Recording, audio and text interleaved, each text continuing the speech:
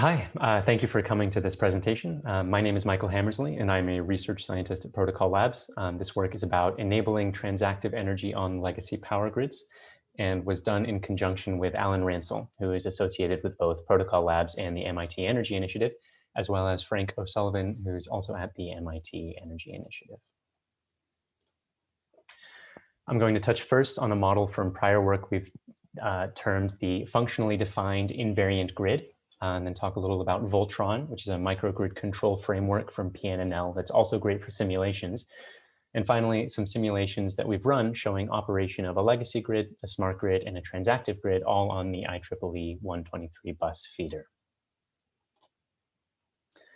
So first, overall, distributed energy resource, or DER integration, is thought to follow a sort of logistic growth path along the lines described by Paul DeMartini et al. In prior work. And we're at about this pink bar. Some portions of the grid don't have much at all in the way of DERs. Some portions have fairly high DER penetration, but truly distributed markets have not started outside of a couple, fairly promising, but still pilot level projects. And our question is, can we get multi-party transactions and market operations present in small quantities in older infrastructure? And can this help speed up the adoption of DERs and distributed markets more generally? So first, I'd like to touch on the different aspects that a power system requires. And this holds at both a very macro level, that is the entire grid, down to a single home or nanogrid. There's a regulatory layer in which tariffs or user preferences are defined. A grid also requires some degree of state estimation, what's going on in the grid, that is, and optimization for an ideal state, whether that be lowest cost, highest uptime, etc. It also requires some way to compensate electricity and grid service providers. That's the transaction portion. And it also requires an auditing layer to make sure that everything's going as expected, or to figure out what went wrong if something does go wrong. And you also need communications between active participants. And what's key to realize is that not all of these aspects of the grid require adopting or upgrading all at once. In fact, individual participants on the distribution level can adopt aspects of this FDIA model piecemeal and upgrade aspects of it piecemeal in order to adopt transactive energy principles in a way that is still consistent with legacy grid operation. So that's part one. Part two is Voltron. Voltron, for those of you who have not yet encountered it, is a flexible, reliable, scalable, open source, multi-agent sensing and control platform for microgrids developed by Pacific Northwest National Laboratories for anybody who wants to use it. It's also a wonderful tool, for simulations, which is a growing use case for Voltron as a system. And here's a quick refresher of how Voltron works. And here you can see sort of like all the different bits and pieces that go into it. Voltron's got three major components. It all centers on a publish-subscribe message bus, which means that any agent can publish to a specific topic, and then anybody can listen for those topics on the message bus that they're interested in. So, for example, on a microgrid with solar and storage, a weather agent might publish to a clouds topic, and then a microgrid controller might listen to that clouds topic, among a whole bunch of other ones, in order to alter its load shifting strategy depending on the predicted sun for that day. And that brings us to agents. In the example that I just mentioned, both the weather agent and that microgrid controller are examples of agents. Other examples of agents include interfaces to specific programs, such as MATLAB or OpenDSS, Helix or GridApps-D. Voltron can also interface with individual device drivers, such as an inverter, a battery, or similar, and you can create your own agents to do basically whatever you want as well. And finally, within Voltron, there are a lot of different helper functions and components that take care of a lot of the backend security, privacy, and error handling aspects.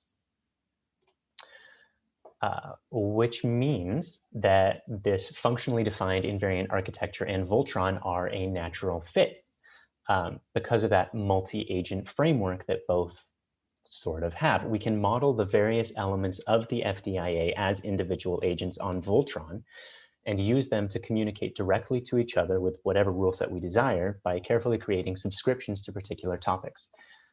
We can then run simulations and then see what happens. And so here is what that looks like. Each module of the FDIA is represented as its own agent within Voltron that communicates over the Voltron message bus. And for this set of simulations, we also model several dozen grid participants also as agents, also communicating on that Voltron message bus. The comms agent that you see there is to ensure interoperability between different energy standards, such as OpenADR or IEEE 2030.5. The simulations that we're running have not implemented it to that degree of fidelity. We're not using the actual standards at this time, but that's certainly the intent. And what's really cool is that because Voltron agents are independent processes, they can be reconfigured and restarted without taking down the rest of the system. So in this way, they also remain highly modular and easily upgradable. Individual agents can be stopped, restarted, reconfigured, or entirely replaced without affecting the rest of the simulation or control framework. And it is exactly this sort of modular framework that we assert is key to maintaining the flexibility required to update legacy infrastructure to utilize transactive energy. So in this picture in particular, we represent having two versions of a state estimation module.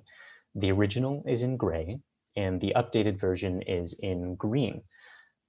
That new state estimation module can still subscribe to the same topics on the Voltron message bus. It can also publish to them at the same time as the original if you want.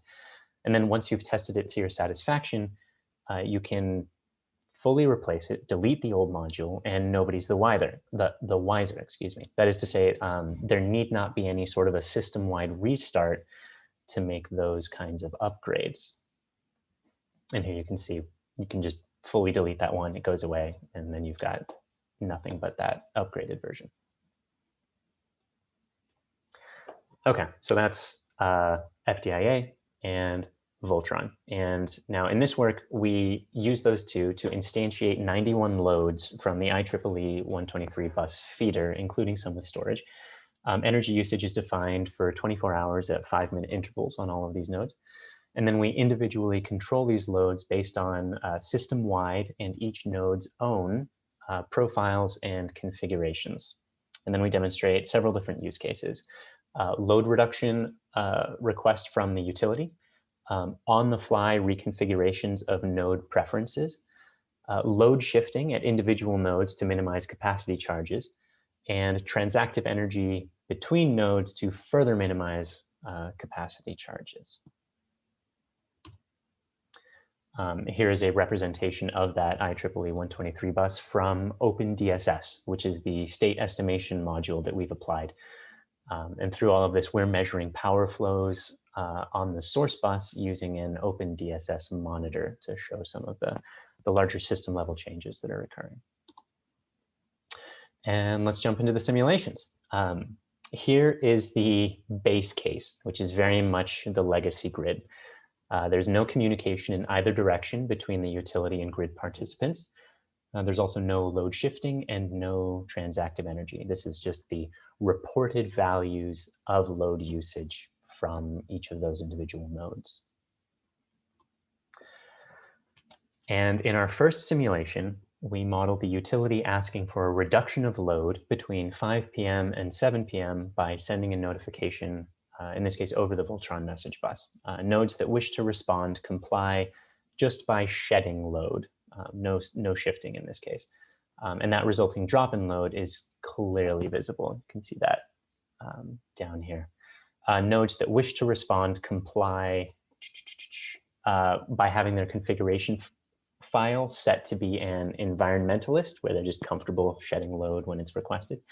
The nodes that don't wish to do that set their profiles to be comfort, and that means that they will not engage with that level of request.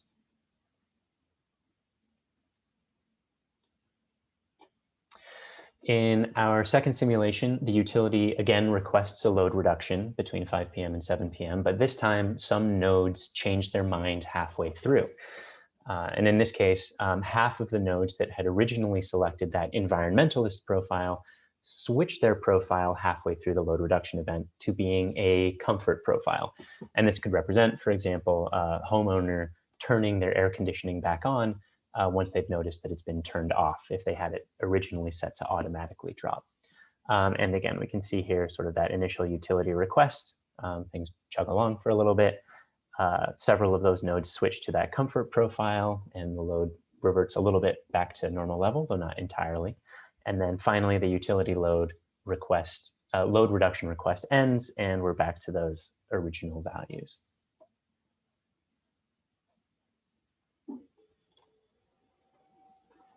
Our third simulation revolves around capacity charges. And here, every node is represented as having a very large battery of 25 kilowatt hours that has a max power of 7 kilowatts, round trip efficiency of 90%, in order to be able to interact with the capacity charges.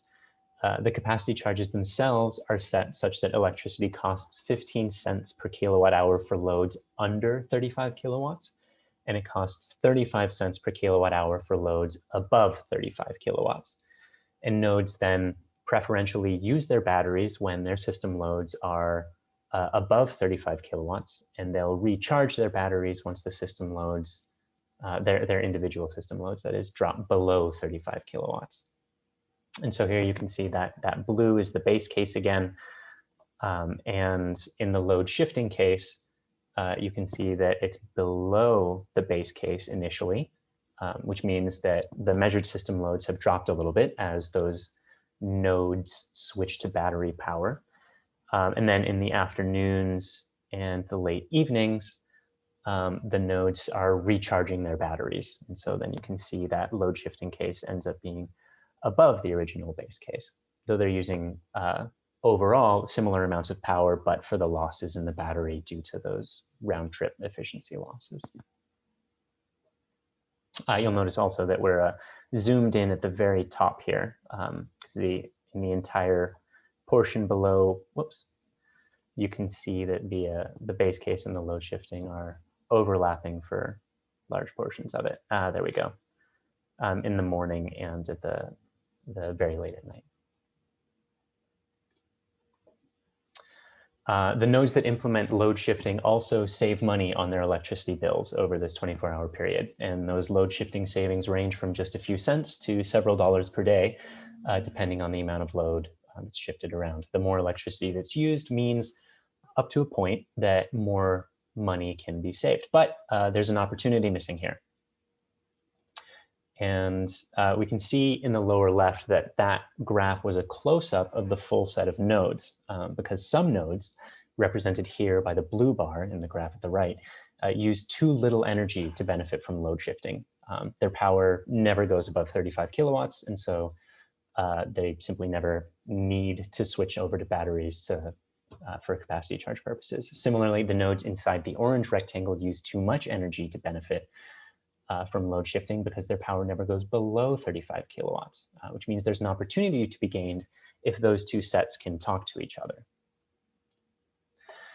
And in our fourth simulation, we demonstrate that. Adding a publish-subscribe message bus allows individual nodes to participate in transactive energy should they want. That means that those nodes with low power usage, the blue ones here, can sell their excess storage capacity to the orange nodes, which are the high energy usage.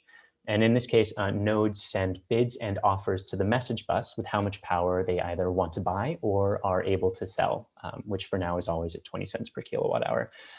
There's some rudimentary matching done by an agent on the message bus, and those transactions are then sent to anyone who's participating. And that means that the orange nodes, again, those high load ones, are effectively able to use the battery storage that the blue nodes may have, which could just be because they want some resiliency and they could use some help reducing the cost of their microgrid setup. So the distribution system has to be able to upgrade in fits and starts like this, as tariffs, regulation, DER adoption levels, and technologies are all changing and adapting in this interrelated, unpredictable fashion. And this assumes only two things in this transactive energy simulation: that there's one, some form of communications between a minimum of only two participants that's then available for anyone else to join, and two, a utility revision to billing based on audited electricity usage and battery charge levels. But the thing to take away is that as soon as one participant or the utility hosts a publish subscribe communication message bus with the barest outlines of this FDIA architecture, there's no reason they couldn't start using it for ever more sophisticated transactive energy signaling later on. And here is some of those references. And thank you very much for your time.